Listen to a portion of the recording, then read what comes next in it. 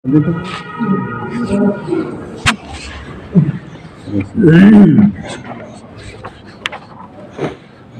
بالله من الشيطان الرجيم بسم الله الرحمن الرحيم لا تسبوا الذين يدعون من دون الله فيسبوا الله عدوا بغير علم، یعنی آپ ان بتوں کو برا نہ کہیں جن کو ان لوگوں نے خدا بنا رکھا ہے، جس کے نتیجہ میں وہ اللہ کو برا کہنے لگیں گے اپنی بے راہ روی اور بے سمجھی سے۔ اسی کے تعلق سے کل یہ پوری تفصیل اور تفسیر تھی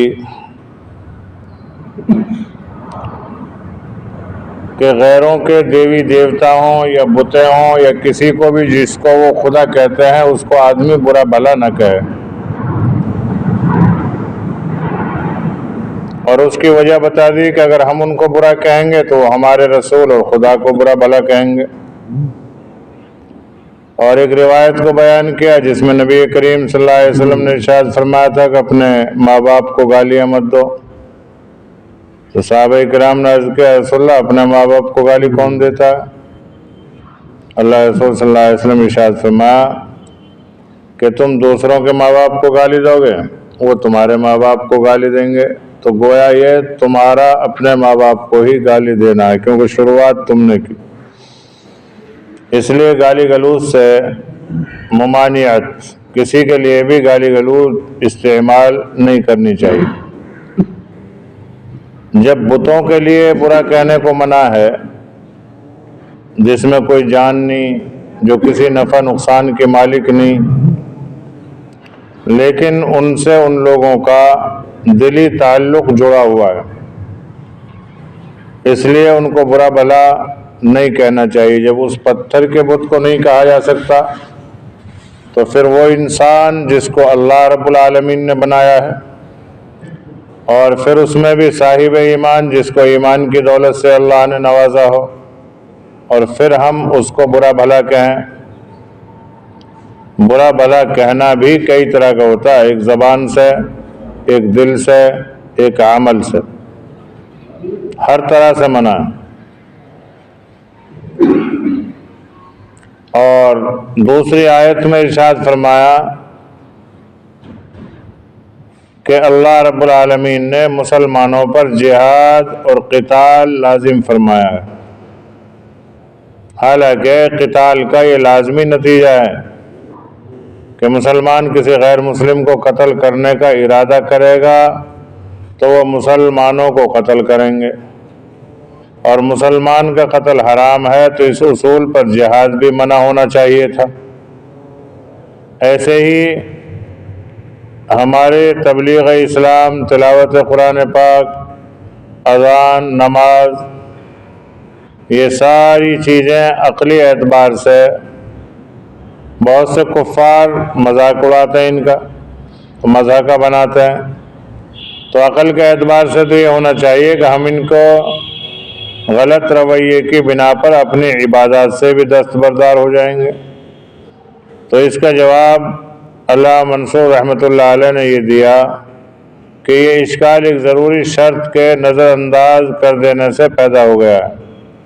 شرط یہ ہے کہ وہ جائز کام جس کو لزوم مفسدہ کی وجہ سے منع کر دیا گیا ہے اسلام کے مقاصد اور ضروری کاموں میں سے نہ ہو، جیسے معبودات باطلہ کو برا کہنا، اس سے اسلام کا کوئی مقصد متعلق نہیں ہے۔ یعنی کوئی آدمی پوری زندگی بتوں کو، دیوتاؤں کو برا بھلا نہ کہے تو اس کے دین پہ کوئی فرق نہیں پڑتا، لیکن اور چیزیں جتنی بھی ہیں دین کی عبادات، اسی طرح بیت اللہ کی تعمیر کو بنا ابراہیمی کے مطابق بنانا، اس پر بھی کوئی اسلامی مقصد موقوف نہیں تھا نبی کریم صلی اللہ علیہ وسلم کی، حالانکہ یہ تمنا تھی کہ خانہ کعبہ بنا ابراہیمی پہ بنا ہے۔ بنا ابراہیمی کا مقصد ہے ابراہیم السلام، اسماعیل السلام نے جو بنایا تھا، اس میں دو تو دروازے تھے، ایک مشرق میں ایک مغرب میں، اور وہ دروازے زمین کے برابر ہے، لیکن جب قریش نے بنایا اس کو، انہوں نے اپنی عقل سے بنایا، پیسہ جمع کیا کہ صاحب اتنا پیسہ بنا، اتنا پیسہ جمع ہوا تو اتنا ہے تو تھوڑا سا بنا لو بس، باقی کو چھوڑ دو۔ تو کچھ حصہ تو خانہ کعبہ کا چھوڑ دیا گیا، جس کو آج حتیم کہتے ہیں۔ خانہ کعبہ کے دروازے سے دائیں طرف جو حصہ ہے،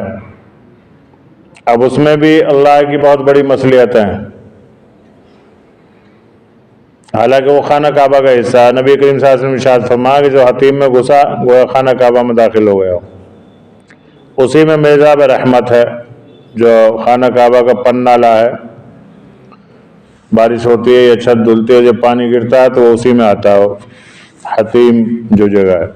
کیونکہ یہ چھوٹا ہو گیا، پہلے اگر پورا ہوتا تو یہ باہر آتا پانی۔ تو اس میں ایک سب سے بڑی مصلحت تو یہ ہے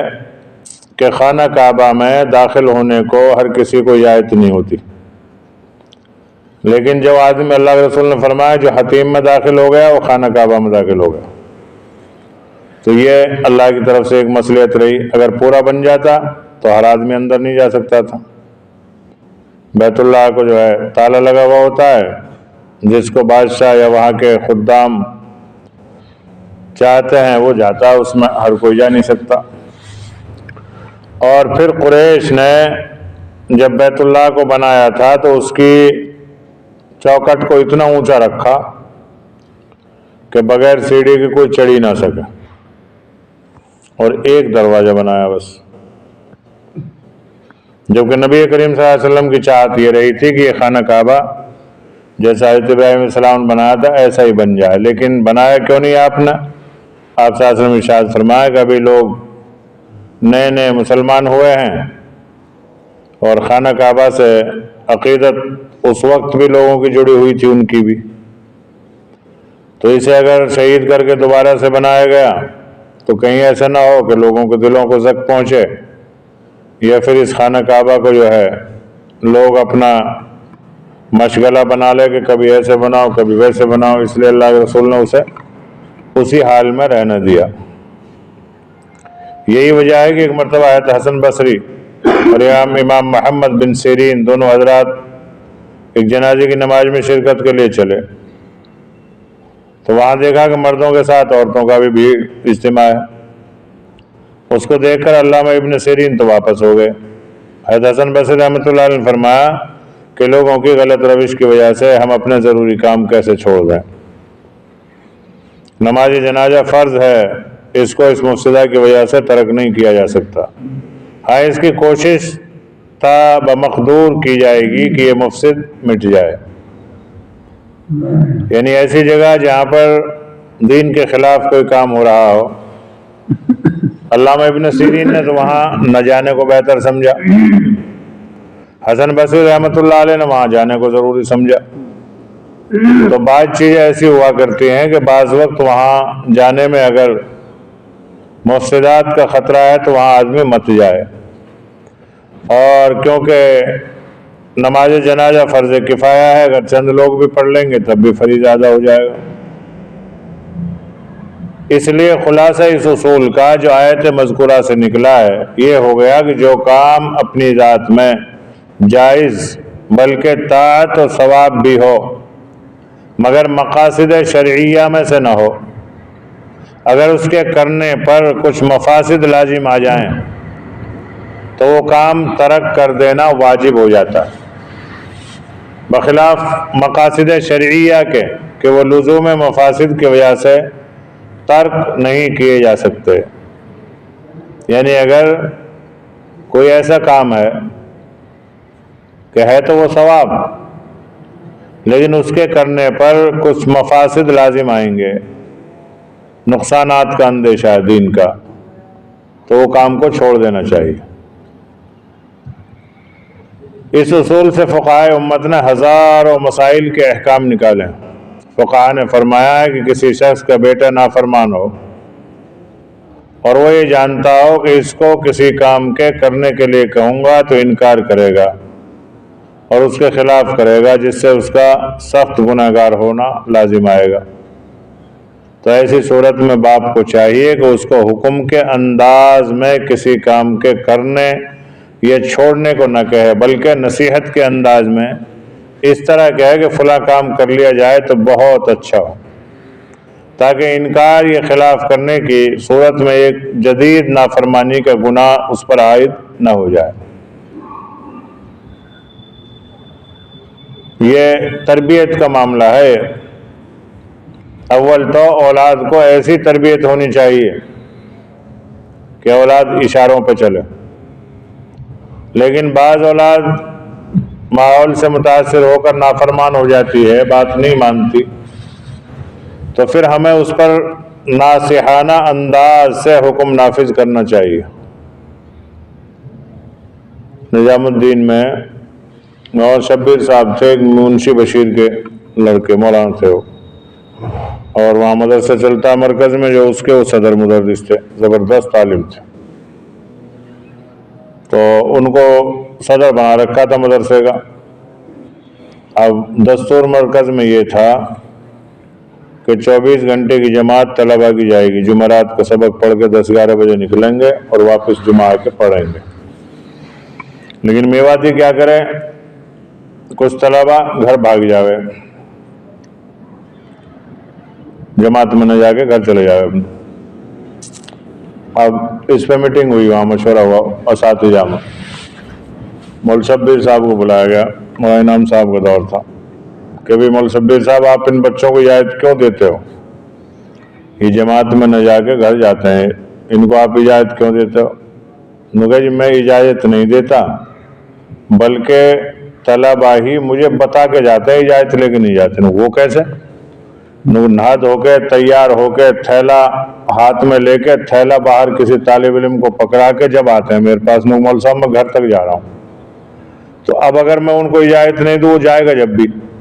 چاہے وہ جماعت میں سے جائے، کیونکہ وہ تو پہلے ہی تیار ہو کے تھیلا باہر دے کے آیا ہے دوسرے طالب علم کو، اور مجھے پتا، تو وہ اس لیے وہ تو جائے گا، رکے گا تو ہے نہیں وہ، تو میں تو اس لیے اجازت دے دیتا ہوں تاکہ وہ نافرمان بن کے نہ جائے۔ یہ تھا مولانا کا جملہ۔ اب وہاں سے اس پہ سارے استاد، بھائی بات تو صحیح ہے آپ کی کہ یہ سفر میں جائے گا اور استاد کی نافرمانی میں، اگر مدرسے کی نافرمانی میں یہ گیا تو کہیں اس کے اوپر اللہ کا عذاب نہ آ جائے، تو میں تو اس لیے اجازت دیتا ہوں، ورنہ مجھے اجازت تھوڑی لیتے ہیں مجھ سے، مجھے خود بتا کے جاتے ہیں بس۔ یہ ایسے ہی ہمارا مزاج ہوتا ہے جماعت میں، بعض وقت سب کام تیار کر کے، بالٹی پانی بھریا ہے، سب کچھ کریا ہے، اب کپڑے لے کے نکال کے، امیر صاحب نہایا ہوں، بس سب کام تو پہلے ہی کریا ہے، امیر صاحب سے اجازت تھوڑی لے رہا، امیر صاحب کو بتا کے جا رہا بس اب کہ میں یہ کام کرنے جا رہا ہوں۔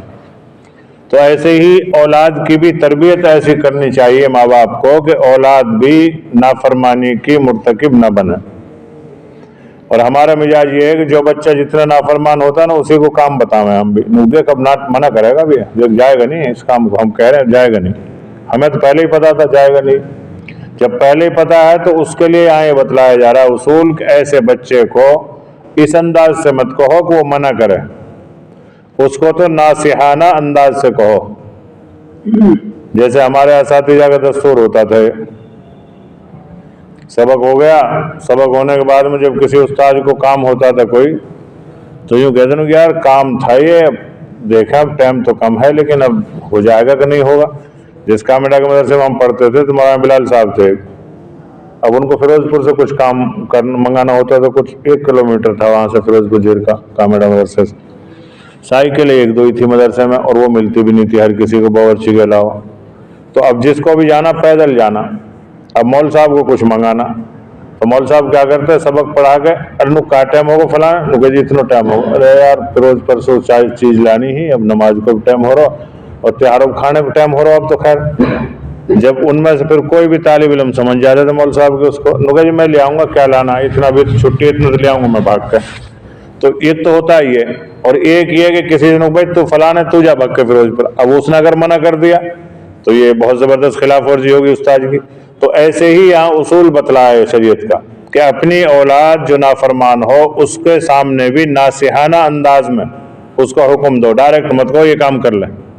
بلکہ ناصحانہ انداز میں کہ یار یہ کام تھا اور اب ٹائم اتنا ہے نہیں اور یہ کام ہمیں کرنا بھی تھا، لیکن چلو خیر دیکھیں گے، اگر ہو جائے تو یہ اچھا ہے۔ تو اب اس میں کیا ہوگا، تو بچے کے ذہن کے اندر کچھ نہ کچھ بات آئے گی، یا تو وہ کرے گا یا نہیں کرے گا۔ اگر کر لے گا تو فرما بردار، نہیں کرے گا تو نافرمان پھر بھی نہیں کہلائے، کیونکہ آپ نے بھی حکم دیا ہی کہاں ہے، آپ نے تو نصیحت کی ہے۔ اب نصیحت کو لے یا نہ لے، تو یہ شریعت کے بہت باریک اصول ہیں، اور اگر ان کو آدمی سمجھے اور عمل کرے تو پھر ماحول کے اندر درستگی پیدا ہوتی ہے۔ اسی طرح کسی کو واعظ و نصیحت کرنے میں بھی اگر قرائن سے یہ معلوم ہو جائے کہ وہ نصیحت قبول کرنے کے بجائے کوئی ایسا غلط انداز اختیار کرے گا جس کے نتیجے میں وہ اور زیادہ گناہ میں مبتلا ہو جائے گا، تو ایسی صورت میں نصیحت ترک کر دینا بہتر ہے۔ کوئی آدمی بے نمازی ہے، ہم اس کو دعوت دے رہے ہیں، ارے تو نماز تو پڑھنا ہے، تو بھی کوئی آدمی، تو یہ کیا ہے، پھر وہ کہوں گا اچھا چل تو ہی پڑھ لے نماز، تو بہت بڑا نمازی ہے، تو یہ انداز غلط ہوا۔ اور اگر یوں کہیں کہ بھائی دیکھو نماز ہم پہ سب پہ فرض ہے اور ہمیں سب کو نماز کو ادا کرنا چاہیے، حالانکہ ہم پڑھ رہے ہیں نماز، لیکن اجتماعیت کے اعتبار سے واعظانہ انداز کیا ہوتا ہے، واعظ کا طریقہ یہ ہے کہ جب وہ واعظ و نصیحت کرے، اشرف علی تھانوی رحمۃ اللہ علیہ فرماتے ہیں کہ جب بھی کوئی آدمی واعظ و نصیحت کرے اپنی ذات کو مقدم رکھے، کہ میں اپنے لیے کہہ رہا ہوں، سامنے والوں کے لیے نہیں، میں اپنی ذات کو مخاطب کر رہا ہوں۔ تو اسی لیے جتنے بھی جو خاص مقرر ہوں گے سمجھدار، وہ کبھی یوں نہیں کہیں گے تم یوں کرتے ہو یا تم یوں کرتے ہو یا فلاں یوں کرتے ہو، بلکہ وہ یوں کہیں گے ہم تو، ہمارا مزاج ایسا بن گیا، ہمارا ماحول ایسا بگڑ گیا، ہمارے مزاج کے اندر یہ بیکار چیز آ گئی، ہمارے سے مقصد یعنی میری ذات بھی اسی میں شامل۔ امام بخاری رحمۃ اللہ علیہ نے صحیح بخاری میں اس موضوع پر ایک مستقل باب رکھا ہے کہ باب ہے من ترک بعض الاختیار مخافۃ ان یقذر فہم بعض الناس فیقول فی اشد منہ، یعنی بعض اوقات جائز بلکہ مستحسن چیزوں کو اس لیے چھوڑ دیا جاتا ہے کہ اس سے کم فہم عوام کو کسی غلط فہمی میں مبتلا ہو جانے کا خطرہ ہوتا ہے، بشرطے کہ یہ کام مقاصد اسلامیہ میں داخل نہ ہو۔ مولانا تھانوی رحمۃ اللہ علیہ نے ایک بار بینک میں پیسے رکھے، اس کا بیاج بنا کچھ 12 روپے یا کچھ 12 آنا یا 12 روپے، تو وہ جو بینک ملازم تھا وہ کہنے لگا حضرت یہ لے جاؤ آپ، یہ آپ کے بیاج کے پیسے بڑھے ہیں۔ تو حضرت نے فرمایا نہیں میں بیاج نہیں لیتا، اجینو کسی غریب کو دے دینا، اور ایسے جائز تو ہے۔ اب وہ بھی دیندار کوئی بینک ملازم مسلمان تھا، جانتا تھا مسئلے کو، تو حضرت نے فرمایا نہیں نہیں مجھے نہیں چاہیے۔ تو اس نے کہا کہ در مختار میں تو لکھا ہے ایسا کہ وہ چھوڑنا نہیں چاہیے، وہ پیسہ بینک میں سے لے لینا چاہیے، پھر کسی غریب مسکین کو بغیر ثواب کی نیت سے دے دینا چاہیے۔ یہ آج کل لوگوں کے پیسے زیادہ ہوتے ہیں بینکوں میں تو زیادہ بیاج بنتا ہے۔ ابھی ایک صاحب پرسوں ترسوں پوچھ رہے تھے کہ 2,500-3 ہزار روپے کیا کروں میں، کہ کہیں کسی کی لیٹرنگ باتھ روم میں لگوا دے یا کسی غریب مسکین کو دے دے، اور لیٹرنگ باتھ روم بھی وہ جس کو ہم خود استعمال نہ کرتے ہوں، وہ پیسے دینے والا، اور نہیں تو پھر اپنے اپنیوں میں لگاتے رہیں گے سب۔ لیٹرنگ باتھ روموں کو ہر 2 سال بعد چمکاتے رہیں گے صاحب، اتنا بیاج کا بن گیا، لے آپ کے ٹائل لگوا لے، آپ کے سیٹ بدلوا لے۔ جس لیٹرنگ باتھ روم کو خود استعمال نہیں کرتا اس میں لگا سکتا ہے بغیر ثواب کی نیت سے، ثواب کی نیت مت رکھے۔ یا ایسا کوئی راستہ ہو جس راستے کو خود استعمال نہیں کرتا، عمومی راستہ ہو کسی کا بھی، کوئی بھی ایسے راستے میں لگوا دے اس پیسے کو۔ یا کوئی آدمی بہت زیادہ غریب مسکین ہے، بے سہارا ہے، ایسے کو وہ پیسے دے سکتا ہے۔ تو حضرت تھانوی رحمۃ اللہ علیہ نے پھر کیا فرمایا، ارے نو بھائی میں در مختار کہاں بغل میں دبائے پھروں گا، کیونکہ لوگ تو یوں کہیں گے اسف علی تھانوی نے بیاج کا پیسہ لے لیا تھا، اس لیے بھائی میں تو اسے چھوڑ رہا ہوں۔ تو بعض وقت عوام کی غلط فہمی کی وجہ سے بھی کچھ چیزوں کو چھوڑا جاتا ہے۔ علامہ دینار رحمۃ اللہ علیہ ایک مرتبہ سفر کر رہے کشتی میں، اب جب کشتی میں سفر کر رہے تو پیسے تھے ان کے پاس 1,000 دینار ایک تھیلی میں، پہلے تھیلیوں میں سکے ہوتے تھے، اب کسی نے وہ دیکھ لیے، اب دیکھنے والے بڑے چالاک ہوئے نا، تو ان نے کچھ دور سفر جب چلا کشتی میں، سب چلے، چلنے کے بعد میں کچھ دور چلی گئی کشتی پانی میں، تب اس نے کہا بھائی میری پیسے تھے میرے 1,000 دینار کی تھیلی میری اس کلر کی، کس پہ بھائی کس پہ؟ اب ظاہر سی بات ہے کشتی میں سے کوئی بھاگ تو سکتا نہیں، تو ملا نے کہا بھائی کھانا تلاشی دو، سب اپنے جیبیں دکھاؤ۔ تو اب سب کی جیبیں دیکھی گئی، اسے تو پتا تھا کہ اس پہ ملا جی پیسے ہیں 1,000 دینار، وہ تھیلی دیکھ کے اس نے بتایا تھا، شور مچایا تھا کہ میری تھیلی گائب ہوگی، میری تھیلی گائب ہوگی، جب نکلے گی تو میں کہہ دوں گا دیکھو یہ رہی میری تھیلی۔ اس نے اسی لیے کہا تھا بے ایمانی کے چکر میں۔ اب جب سب کی تلاشی ہوئی کسی پہ بھی نہ نکلے، علامہ ابن دینار پہ بھی نہ نکلے، تو اس آدمی نے کہا نو آپ پہ تھی تو ابھی تھیلی، نو میں نے پانی میں گیر دی۔ نو کیوں گیر دی؟ نو اس لیے گیر دی کہ تیری بے ایمانی کے چکر میں بدنام ہوتا، نیت تو تیری خراب ہو رہی، بدنام ہوتا میں، تو میں نے اپنی نگو تو آپ کی تو تھی، انہوں نے کہا میری تھی، میں نے اس لیے تو گیر دی وہ، کیونکہ تو نے تو ایسا شور مچایا تھا جیسے وہ تیری ہو، تو نے دیکھ لی تھی میرے پاس وہ تھیلی، اب تیری نیت میں آ گیا فطور، تو نے شور مچا دیا، بھائی میری تھیلی گم ہو گئی، اس کلر کی، اتنے پیسے ہیں اس میں، اب میں نے تو وہ پانی میں سمندر میں ڈال دی تھی، کیونکہ جب وہ میرے پاس نکلتے تو لوگ یوں کہتے لو صاحب ایسے ملا جی آدمی بھی چوری کریں، تو تھی تو میری، لیکن میں نے تو وہ سمندر میں ڈال دی۔ تو بعض وقت بعض نقصان کو اس لیے بھی سہا جاتا ہے تاکہ دین کے اوپر کوئی آنچ نہ آ جائے، مقصد اسلامیہ میں کوئی دخل نہ ہو جائے، مگر جو کام مقاصد اسلامیہ میں داخل ہیں، خواہ فرائض ہوں، واجبات ہوں یا سنن مؤکدہ ہوں، دوسری قسم کے شاعر اسلام ہوں، اگر ان کے ادا کرنے سے کچھ کم فہم لوگ غلطی میں مبتلا ہونے لگیں تو ان کاموں کو ہرگز نہیں چھوڑا جائے گا، بلکہ دوسرے طریقوں سے لوگوں کی غلط فہمی اور غلط کاری کو دور کرنے کی کوشش کی جائے گی۔ ابتدائی اسلام کے واقعات شاہد ہیں کہ نماز، تلاوت، تبلیغ، اسلام کی وجہ سے مشرکین مکہ کو اشتعال ہوتا تھا، نماز پڑھتے تھے تب بھی تل ملا جاوے تھے مشرکین مکہ، کوئی تلاوت کرتا قرآن کی تب بھی تل ملا جاتے تھے، اور دین کی تبلیغ کرتا کوئی آدمی تب بھی مشرکین کو بڑا غصہ آتا تھا، مگر اس کی وجہ سے ان شاعر اسلام کو کبھی ترک نہیں کیا گیا۔ ایک تو ہے اسلام کی نشانیاں، اور ایک ہے اسلام میں مستحبات چیزیں، یہاں جو لکھا ہے فرائض، واجبات، سنت مؤکدہ، اور دوسری قسم کے شعائر اسلام، روزہ، زکوٰۃ، حج، یہ شاعر اسلام یعنی اسلام کی نشانیاں ہیں، ان کو نہیں چھوڑا جائے گا۔ داڑھی سنت مؤکدہ ہے، غیر مسلمین کتنے ہی چڑھتے رہیں داڑھی والوں سے، کتنے ہی آتنکوادی کہتے رہے انہیں، لیکن داڑھی کو نہیں چھوڑا جائے گا۔ فرائض نماز چاہے کتنا ہی لاک ڈاؤن لگتا رہے، چاہے چھپ چھپ کے پڑھنی پڑے، چاہے گھروں میں پڑھنی پڑے، لیکن فرائض کو نہیں چھوڑا جائے گا۔ ایسے ہی شاعر اسلام کی جتنی بھی چیزیں ان کو آدمی نہیں چھوڑے گا، بلکہ ان کو تو کرنا پڑے گا ہی۔ مصر کے بعض علماء کو غلط فہمی ہوئی داڑھی کے تعلق سے، اور اس غلط فہمی کی وجہ آج تک چل رہی ہے مصر میں۔ بعض وقت ایک غلط فہمی بہت بڑا نقصان دیتی ہے امت کو، ملت کو۔ ان کو ایک غلط فہمی ہوئی کسی پہلے علماء کو کہ داڑھی رکھنا واجبات میں سے نہیں ہے، کہیں میں سے نکے تو شناخت ہے مرد عورت بھائی، واہ، بس یہ غلط فہمی ہوئی۔ وہ غلط فہمی آج تک چل رہی ہے مصر میں۔ مصر کا آج بھی جو مفتی اعظم ہے اس کے داڑھی نہیں ہے، وہ کیا سمجھتے ہیں کہ داڑھی رکھ لو یا مونچھ رکھ لو، ایک چیز رکھ لو، پہچان کر لو کہ ہاں یہ مرد ہے، بس یہ غلط فہمی، حالانکہ شریعت کا مقصد نہیں ہے، بس ایک غلط فہمی کی وجہ ہے۔ تو بعض غلط فہمیاں ایسی ہوتی ہیں، ایک تاریخ میں لکھا تھا کہ جو اکبر نے چلایا تھا نا دین الہی، ایک مولوی نے بہکایا اسے، صرف ایک نے، اور اسی ایک کے بہکانے کی وجہ سے اس نے اپنا ہی دین الہی چلا دیا۔ پھر ایک مولوی کو اللہ رب العالمین نے تقویت دی،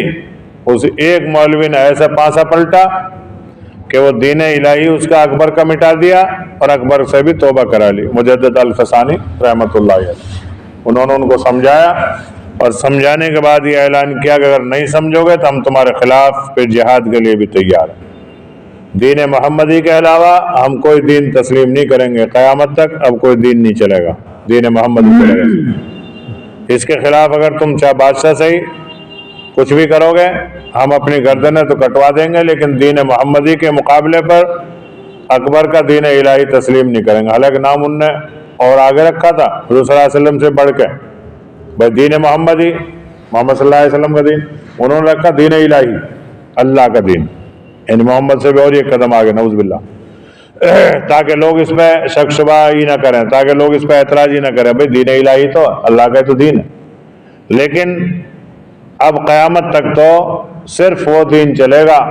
جو محمد صلی اللہ علیہ وسلم کے راستے سے ہو کر آئے گا۔ محمد صلی اللہ علیہ وسلم کے راستے سے ہٹ کر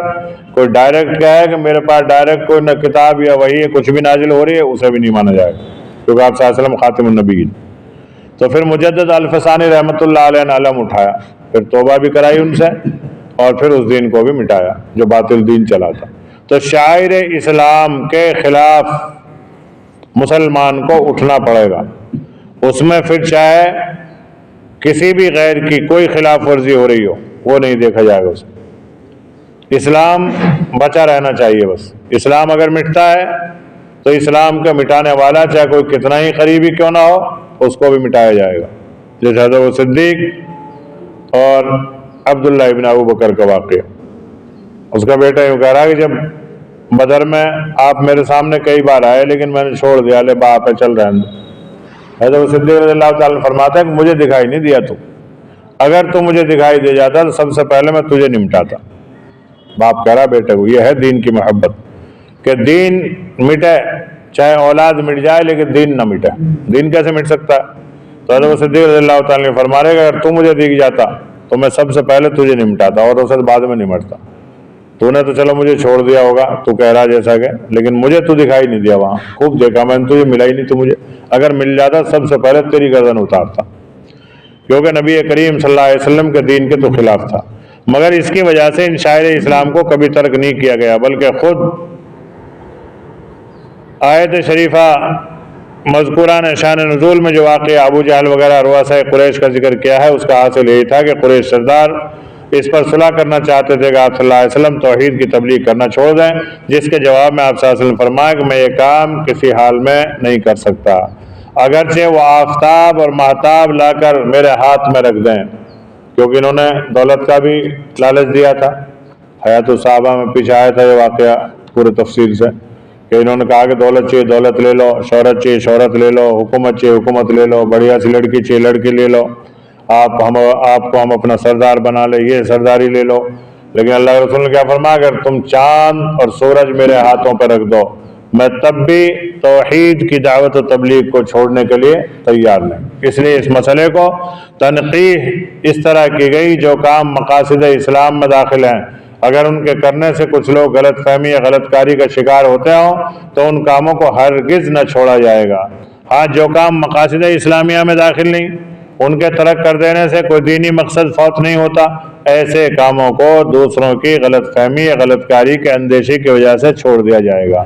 پچھلی آیت میں اس کا ذکر تھا کہ نبی کریم صلی اللہ علیہ وسلم کے کھلے ہوئے معجزات اور اللہ تبارک و تعالیٰ کے روشن نشانیوں کے باوجود ہر دھرم لوگوں نے ان سے فائدہ نہ اٹھایا، اپنے انکار و ضد پر جمے رہے۔ اگلی آیت شریفہ میں اس کا ذکر ہے کہ ان لوگوں نے اپنی ضد اور ہر دھرمی کا ایک نیا روپ یہ بدلا کہ نبی کریم صلی اللہ علیہ وسلم سے خاص قسم کے معجزات دکھلانے کا مطالبہ کیا، جیسا کہ ابن جریر رحمۃ اللہ علیہ نے نقل کیا ہے کہ قریشی سرداروں نے مطالبہ کیا کہ اگر آپ ہمیں یہ معجزہ دکھلا دیں کہ کوہ صفا پورا سونا ہو جائے، صفا پہاڑی، تو ہم آپ صلی اللہ علیہ وسلم کی نبوت اور رسالت کو مان لیں گے اور یہ مسلمان ہو جائیں گے۔ نبی کریم صلی اللہ علیہ وسلم فرمایا کہ اچھا معاہدہ کرو، اگر یہ معجزہ ظاہر ہو گیا تو تم سب مسلمان ہو جاؤ گے۔ انہوں نے قسمیں کھا لی۔ آپ صلی اللہ علیہ وسلم اللہ تعالیٰ سے دعا کرنے کے لیے کھڑے ہو گئے کہ اس پہاڑ کو سونا بنا دیجئے۔ حضرت علیہ السلام وہی لے کر آئے کہ اگر آپ چاہیں تو ابھی اس پورے پہاڑ کو سونا بنا دیں، لیکن قانون الہی کے مطابق اس کا یہ نتیجہ ہوگا کہ اگر پھر بھی یہ ایمان نہ لائے تو سب پر عذاب عام نازل کر کے ہلاک کر دیا جائے گا، جیسے پچھلی قوموں میں ہمیشہ ہوتا رہا ہے کہ انہوں نے کسی خاص معجزے کا مطالبہ کیا، وہ دکھایا گیا، وہ پھر بھی منکر ہو گئے